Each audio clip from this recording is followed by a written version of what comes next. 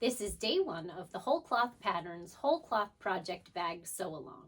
Today we're going to get an overview of the project bag. We'll talk about the different sizes included in the sewing pattern and discuss the best fabrics to use to make your own project bag.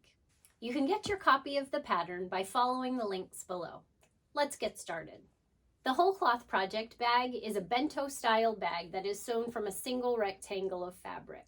You fold and sew the rectangle into this V shape, and then the points of the V can be used as ties to close the bag. Here I have a full set of Wholecloth project bags, small, medium, large, and extra large.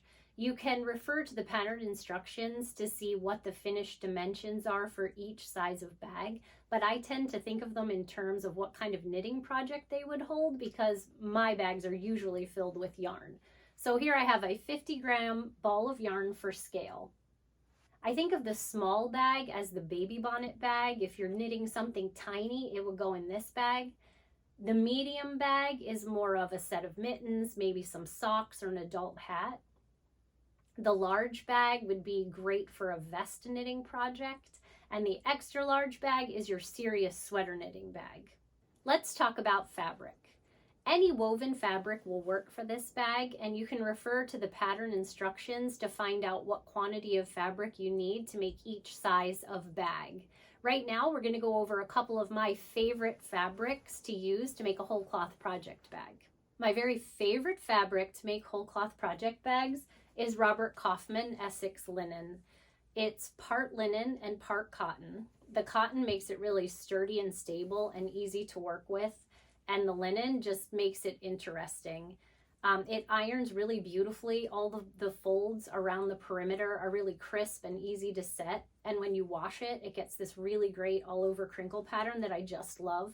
I really think this fabric just gets better with age. Everything you see here is Robert Kaufman Essex linen, and I'll find some way to link to it. I also really like denim to make project bags. This is a super lightweight denim that I got at Joann. I just used some bleach to add this texture to it. It's really sturdy, it's easy to work with, it washes well. It's a great choice to make project bags. You just want to make sure that you're using a 100% cotton stable denim, not a stretch denim. And this is a cotton canvas. It's kind of mid-weight. I made this to carry camping equipment, and I feel like the fabric is perfect for the use. Again, it checks all my boxes. It irons beautifully. It's stable. It's sturdy. It's so easy to work with. Takes the folds really nicely.